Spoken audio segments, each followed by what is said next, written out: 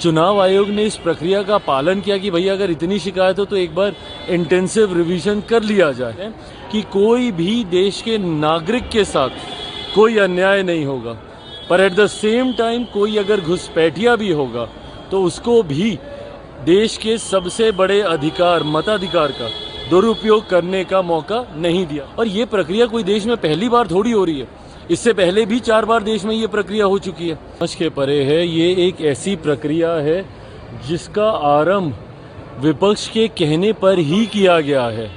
बार बार विपक्ष का शिकायत करना हर चुनाव के बाद चुनाव आयोग के पास जाकर और ये कहना कि डुप्लीकेसी ऑफ द वोट चल रहा है या वोटर लिस्ट में धांधली हो रही है। अगर हम गलत कह रहे हैं तो टोकिए हमको। क्या बार बार लोकसभा चुनाव के बाद महाराष्ट्र चुनाव का तो दोष अभी तक हम लोगों पे यही देते हैं कि वहाँ पे वोटर लिस्ट में गड़बड़ी की गई, उसके बाद दिल्ली चुनाव में इन लोगों ने यही कहा। तो आज जब आपके कहने पर चुनाव आयोग ने इस प्रक्रिया का पालन किया कि भैया अगर इतनी शिकायत हो तो एक बार इंटेंसिव रिवीजन कर लिया जाए, उसी सोच के साथ इसको किया जा रहा है। और इसमें मेरी समझ के परे है कि एक चुनाव आयोग के द्वारा अपनाई गई प्रक्रिया जो इस बात को सुनिश्चित करने के लिए की जा रही है कि कोई भी देश के नागरिक के साथ कोई अन्याय नहीं होगा, पर एट द सेम टाइम कोई अगर घुसपैठिया भी होगा तो उसको भी देश के सबसे बड़े अधिकार मताधिकार का दुरुपयोग करने का मौका नहीं दिया जाएगा। कई बार देखा जाता है भाई कितने लोगों का निधन हो जाता है, उनके नाम पर वोट पड़ते रहते हैं। और ये प्रक्रिया कोई देश में पहली बार थोड़ी हो रही है, इससे पहले भी 4 बार देश में ये प्रक्रिया हो चुकी है। और चारों बार जिस तरीके से हुई है उसी तरीके से इस बार भी हो रही है। उसमें कोई रत्ती भर का बदलाव उस प्रक्रिया में नहीं किया गया, बस टेक्नोलॉजी जोड़ दी गई है।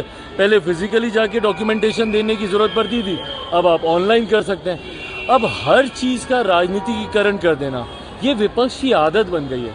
भाई चुनाव आयोग एक संवैधानिक संस्था है, उनके द्वारा लिया गया फैसला है। इसमें सरकार ना 3 में ना 13 में, और वो भी फैसला उन लोगों ने इसलिए लिया है क्योंकि आप बार बार उनका दरवाजा जाके खटखटाते थे कि भैया इसमें गड़बड़ी हो रही है वोटर लिस्ट में। ऐसे में जब चुनाव आयोग ने फैसला लिया, अब हर चीज का ठीकरा आप सरकार पे ही फोड़ दीजिएगा कि हर चीज सरकार कर रही है।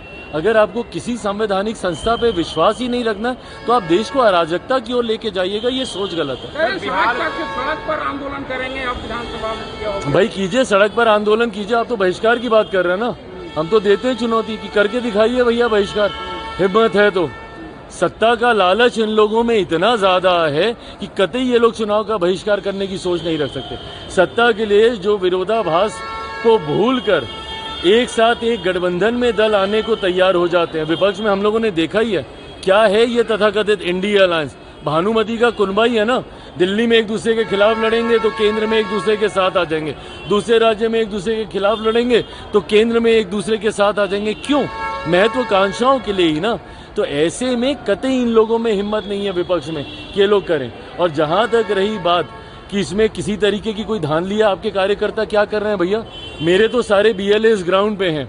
नहीं अगर आपको विश्वास है, जो BLO अपॉइंट किए गए हैं, बूथ लेवल ऑफिसर्स अपॉइंट किए गए हैं चुनाव आयोग के द्वारा, अगर आपको उन पे विश्वास नहीं है तो आपकी पार्टी के तो BLAs है ना, बूथ लेवल एजेंट्स, उनके माध्यम से सुनिश्चित करवा दीजिए कि किसी के साथ कोई अन्याय ना हो। हम लोग तो कर रहे हैं, पर आपकी पार्टी को अगर जमीन पे उतरना ही नहीं है, कार्यकर्ताओं को गांव में जाना ही नहीं है, तो ये आपके लिए चिंता का विषय हो सकता है। करोड़ों रुपए सरकार ने आरोप लगा रहे हैं, करोड़ों रुपया का घोटाला किया गया। देखिए, मैंने इस रिपोर्ट को अभी पढ़ा नहीं है, पर हाँ जो जानकारी मीडिया के माध्यम से ही सामने आई है, जिसमें लगभग 70,000 करोड़ के आसपास का जिक्र किया गया है जो कि अनअकाउंटेड है।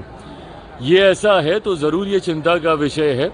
कतई जनता के पैसे का दुरुपयोग, इसकी इजाजत किसी भी व्यवस्था में नहीं दी जा सकती है। कहीं पर अगर इस पे धांधली हुई है तो इसकी भी जांच होगी और जो भी दोषी होंगे कार्रवाई होगी। पार्टी की तरफ से एक सामान्य सीट से चुनाव लड़ने का एक खूबसूरत प्रस्ताव जरूर हमारे पास आया है, जिस पर फिलहाल हम लोग चर्चा कर रहे हैं।